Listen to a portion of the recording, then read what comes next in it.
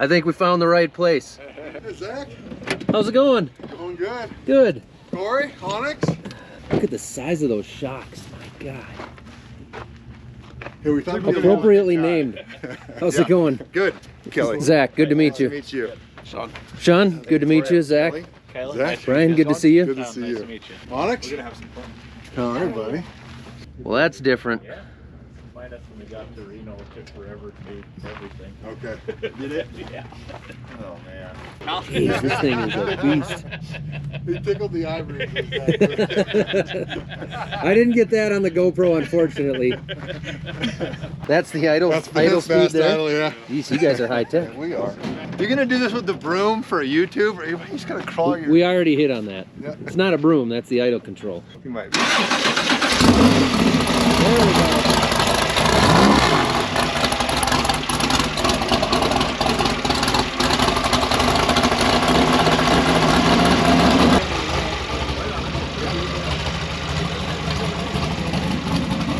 So I sat in the car, tried on all my stuff, made sure the seat belts fit right. We're gonna load this thing up for tonight. We got some stuff we gotta go do tonight. Then we're gonna be qualifying tomorrow, but I'll get Brian on camera to talk exactly about where we are, what's going on here. But I have never driven this thing, never driven anything like this. So this is gonna be a whole new experience for me. There's a co-pilot that has to be in there. There's two people in the car. We can swap the drivers. We'll be doing pit stops. It's 80 or 90 miles per lap, 4 laps, so close to 400 miles.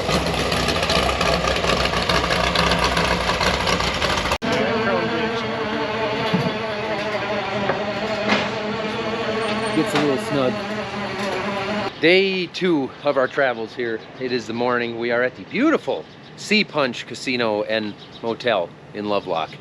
We're gonna head out and register the car, tech the car, then I'm gonna ride along for qualifying as co-pilot. You have to have both drivers in the car, so I'm gonna ride along for qualifying, and then we're gonna do what we're calling like a poker run or a pre-run, where it sounds like we're running 30 to 40 miles in the car to kind of get the feel of the car, get the course down, and I'll be driving for that. So we'll get out there and we'll talk to Brian and Kelly, and hopefully we'll get them to fill you in a little bit more on what's going on here. But if you're interested in watching more of this and more of what this car is about and who these guys are, go to Desert Theory on YouTube. Desert Theory off-road racing vlog right there. You probably can't see it, but head over there. We'll link them below. Morning, Slap. Morning, guys. We got car owner Corey with this week, so we'll go out and talk to Buggy owner Brian as well. Yeah. Yeah. Should be a good time.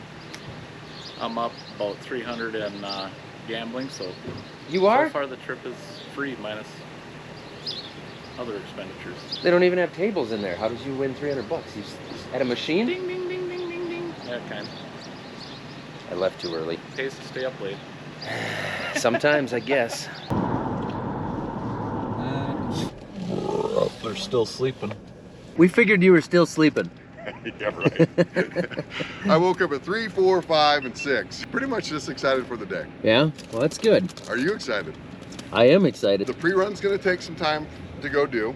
Yep. And qualifying, registration, and then taking the car into town, doing tech, doing our helmets, fire suits, everything through is gonna take some time. Being dirt track guys, we had to come check this track out before we got too busy for the day. So they've got a circle track right here where we're pitted. All the pits are back here. We actually start on the back side. And then it sounds like he said we race through that end of the track and hop out that way. Then we're off into the desert. Yeah, Lovelock Speedway. Lovelock Speedway. Pretty cool Nevada. background with the snowy mountains and everything. Brian, you got a minute to explain what we're doing here? I do. So we have a class 1 car, which is unlimited motor, unlimited suspension as a rule, has to be open wheel.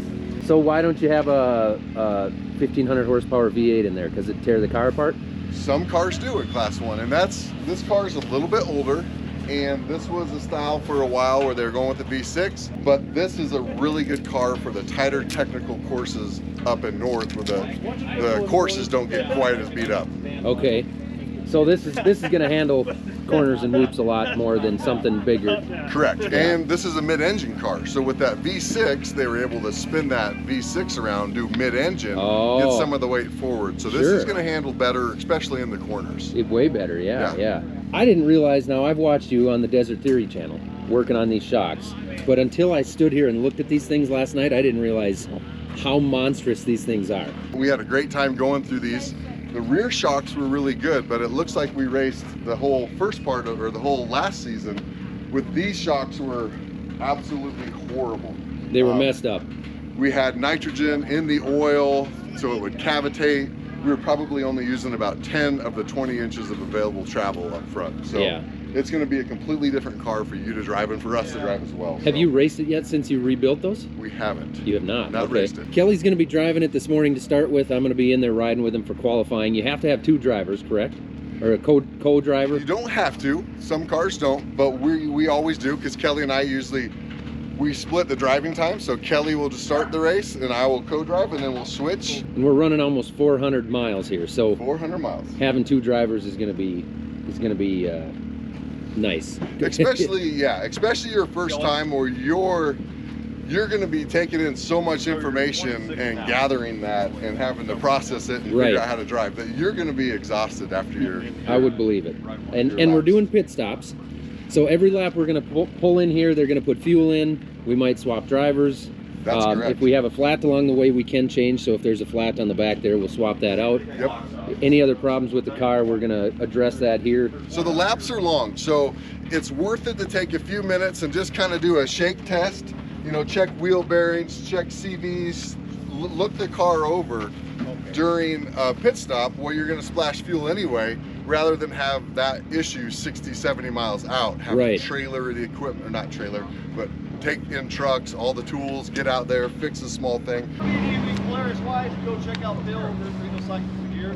You guys ever need anything for your team? Nothing went over.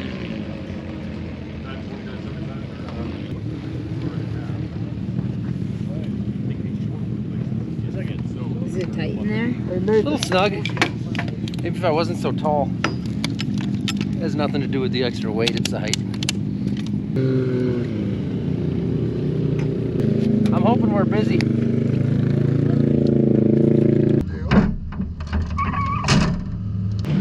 Alright, you're set up. Here you go. Yeah, you can fire it up now. Is that runs back to the pit? I'm gonna start it. Going to start it up, Ryan? Go for it.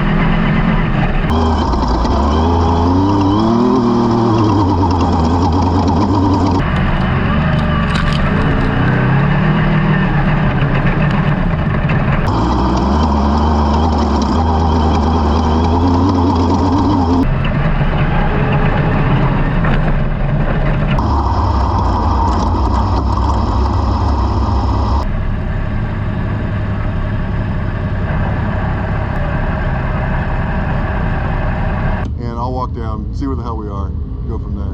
Yeah, because it might not make a difference. If we start 3rd or 4th, it's And not. they'll probably tell you. Go, hey, the top 10 cars are qualified. You guys are here. What do you think? By the way it sounds is they're still out there debating whether or not to do a rerun. So, because we got held up by a white truck. So, but we're still debating because it's a 400-mile race and we can make up that ground, but you know, starting up front can help a lot too. So what do you think of your first time ever in a desert car? Yeah, those little down arrows, I mean, he wasn't slowing down as much as I was expecting, and it just, the front end would just take it. So handled way better than you expected. Was it faster in the desert than you expected? I think 105 is what I saw on the Lawrence here going down the road. And it, Felt I mean, appropriate speed for the felt car. like 105. Okay. Didn't feel like 200. That's awesome. We don't know how we did in qualifying yet, right? Other than we think we did fine. That's what it sounded like. We're not too worried about it over a 400-mile race, but we caught the car in front of us, kind of got stuck in their dust, which slowed us down a little bit, but we're thinking we're going to be all right. The big thing is we didn't want to be behind. The more people you're behind, the more dust you got to fight. Sounds like we're going to be okay, but we have a major breakdown here with a rivet missing. So we got to fix that, get a Zeus tab in there. Brian, what are your first impressions after having the shocks redone, and like how did you, where are you guys sitting on this? So I drove it up and down the road, and I could tell a difference going up and down the road. And the smile on Kelly's face, and then him telling them that it took that high-speed chop away that was real rough inside the car, and then also you saying that it wasn't there. I really think that we're dialed on the shocks, and you guys are just going to have a very comfortable experience because of the shocks being right this race. So it's going to be like floating down a lazy river. It really for is. the most part. You know, that's why you're going to go so many miles. It's just because it's going to be so easy and not rough and So zero simple. dust. Actually, what I noticed is I thought it was more chops than I was expecting. Okay. But then the big, like where those washouts are, where they had the down arrows to mark those, I was thinking like we're really woeing up and then hooping through it, but no, we just poof. Yeah. And it took it. But every time I was like, oh! And yeah, that's, I mean, that takes some out of you, right? Mentally, like bracing up every time. Right. And then I remember the first time I rode with Kelly for my very first time in a much faster car than I had driven. It was the same thing. I'd tense up and then we'd hit something and you just see tires move. So. It'd be okay. Yep. Yeah. So now my biggest thing is I'm going to run the poker run, right? I'll be in the left seat. You're going to drive. Okay. So the shifting is what 100%. I got to get used to I think that. a lot of desert racing is getting your car set up in the berm and then using that berm to get around the corner. Instead of sliding it like I'm used to. Yep, Yeah. exactly. So it's completely different than you're doing. You're Right. no sliding. We're trying to hook the rail, Yep. hook the cushion and keep it straight. Yeah, and if you feel yourself G-force over and go around the corner, you're like, I did it right. That's a good corner. Yep. Okay. So- We're pre-running. I'm sitting left seat now, so I'm gonna have the controls. I'm with Brian now. I'm gonna try not to hurt you. We're not going to get hurt. We're going to go have fun. Zach's going to figure out this car a little bit. Yeah, I gotta figure out the shifting is what's on my mind right now. But So Zach is concerned about shifting. I'm more concerned about him using the right foot for his brake. yeah, that is a concern as He well. said he's only used his left foot for a brake before, so. Good, I'm glad there's two very concerning issues.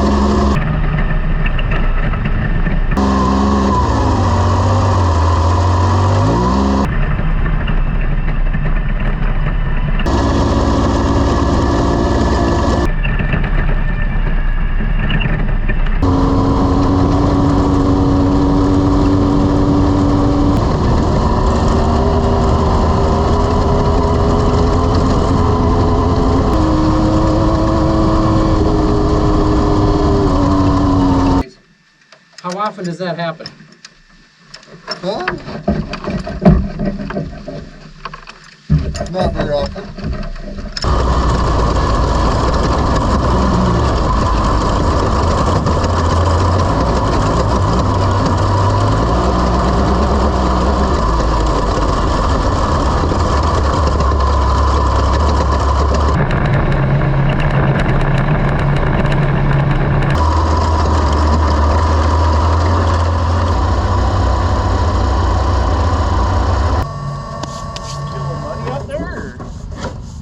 No, why? car's filthy. Oh, really? Oh man. Is it? Bad. It is bad. There was a pretty good stretch there where whatever you did to your helmet wouldn't do anything except Yeah. make it worse. Like, I can't see.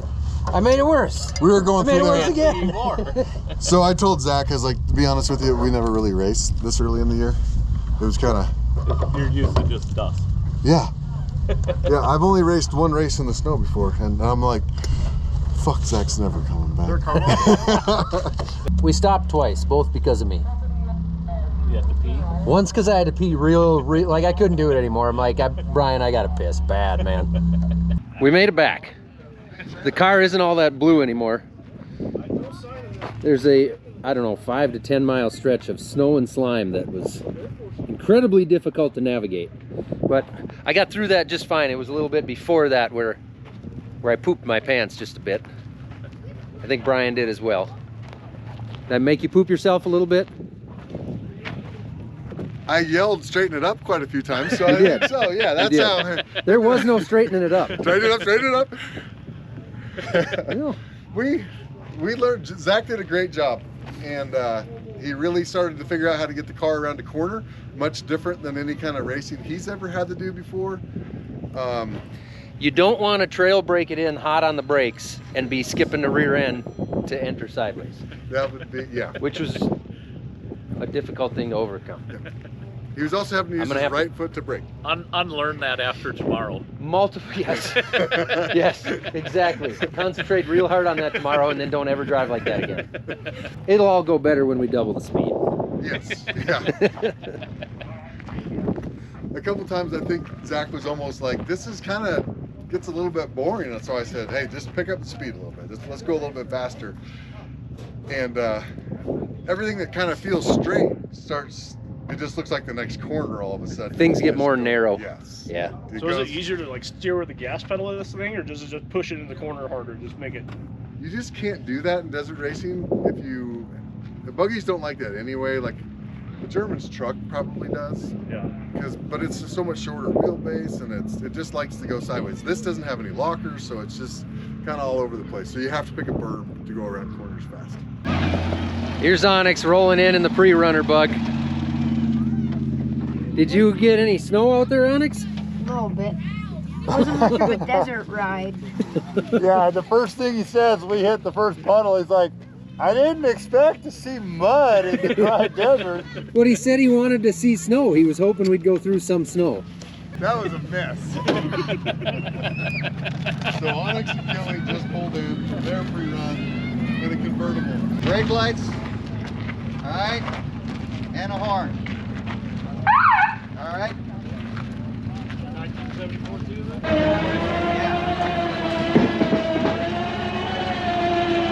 So we got through tech inspection. We're done. We got away with it all. We got away with it all. They didn't find any of it. You want to tell them how you qualified? I guess we qualified second overall. First buggy. First in the I gotta class get out of the one. way. First in class one. So And will we start second on the grid, or we start next to him then? sort of right next to him. Right next to him. Yep. Okay. So he gets to pick whether he wants to start inside line Yep. or outside line. He runs a really good pace. The guy that qualified first overall. Yep. He's not going to hold us up. Okay. I think it. I mean, if we get out in front of him, you know, then we're setting the pace, and Yeah. that's when you can kind of make mistakes. Maybe we take the strategy if it's a 400-mile race. Yeah. Let's let him have the pressure on him. He's not going to be holding us up, and then just go run a smart lap. If he messes up, gets off into the weeds, we'll get him there Yeah. and play that. I think that's the plan. Until it changes. Until it changes. My knees.